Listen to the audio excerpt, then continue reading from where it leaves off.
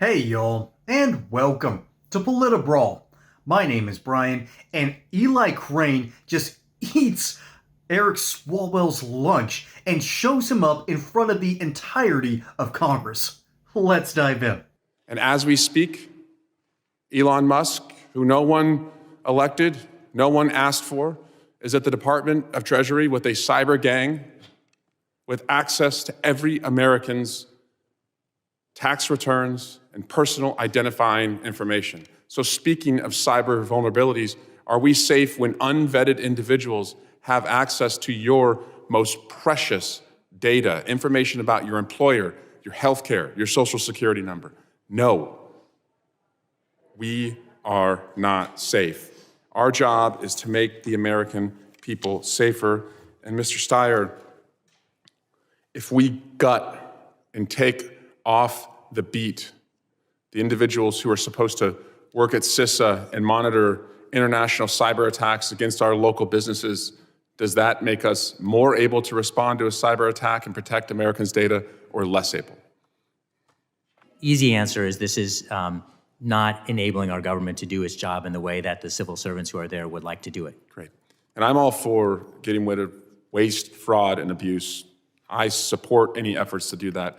But when it comes to national security, we better be pretty damn careful about where we make cuts, because my promise to you is we will be hit if we take our eye off the ball. And I yield back.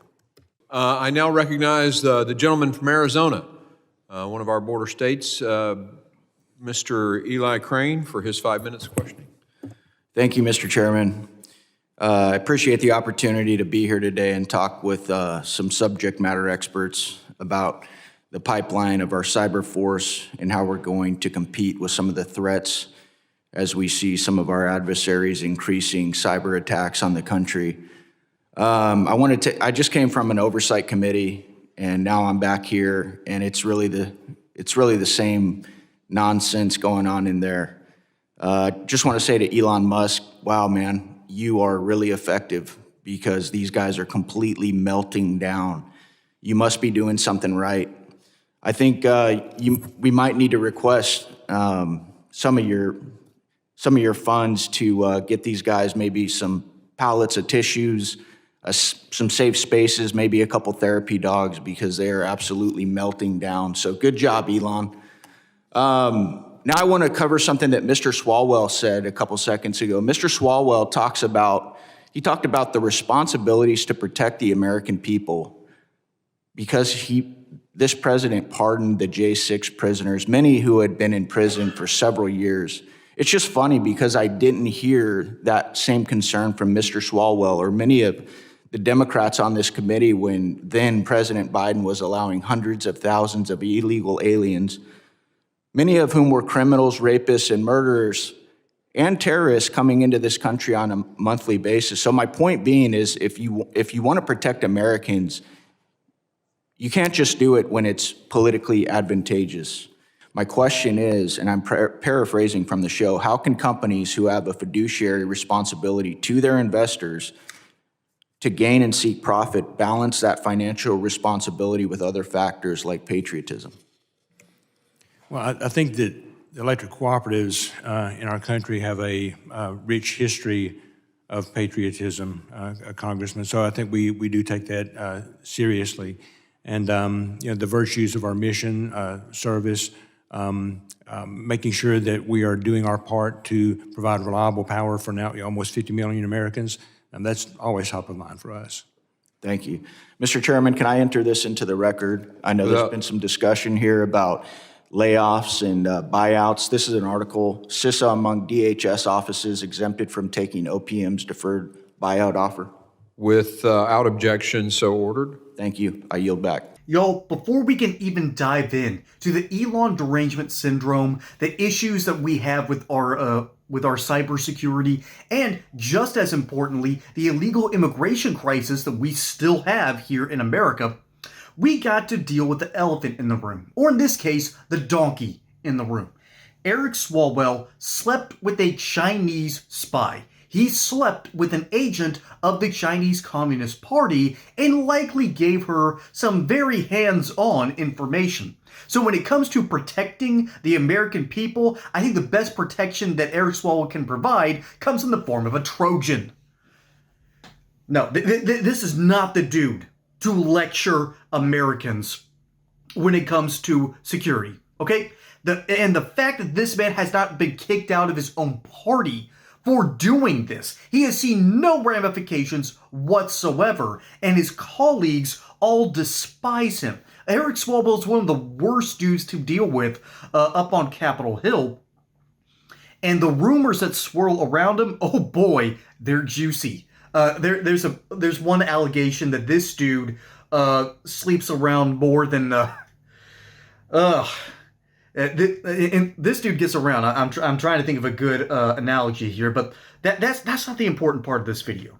As much as it annoys me that there's no accountability for guys like Eric Swalwell, the reason that he is kept around, by the way, is not only are Democrats just mentally broken and refuse to take responsibility for their terrible policies, but they need a masculine presence, but not too masculine, or else you get John Fetterman, and he starts saying things against the Democrat Party, and it starts to make them look bad. And they've been telling him to shut up and go away. I'm sure the Senate Minority Whip has had quite a few meetings with him, and that's why he hasn't been as prevalent in recent months. There a couple of months ago, he was getting quite vitriolic, and boy, was it a fun ride. But we've got to deal with some bigger fish here. We've got bigger fish to fry, and Eli Crane is pretty much, he's had it up to here. He's tired of the nonsense. And the fact that American foreign policy and American security constantly gets compromised, often because of Democrat inaction. They refuse to take China to task. Remember, when the Chinese Communist Party came to California, Gavin Newsom quite literally helped clean up San Francisco. Quite literally, they got all the homeless people, they took them out, they swept the streets so there's no more human feces lying around, there wasn't a needle to be found on Lombard Street, and Ghirardelli Square was finally looking clean again. Democrats know what they can do. They know that they can clean things up, and Eli Crane is clearly tired of all this nonsense. But there's a bigger issue outside of, the Chinese Communist Party not only spying on us, actually taking our information. The Democrat Party is out there screaming about Elon Musk having your bank information. Are you kidding me? The NSA already has that info. Google has that info. Apple has that info. Temu has that info. I'm pretty sure a couple of Indian scammers have that info. And they're talking about, Elon Musk now has it? Really?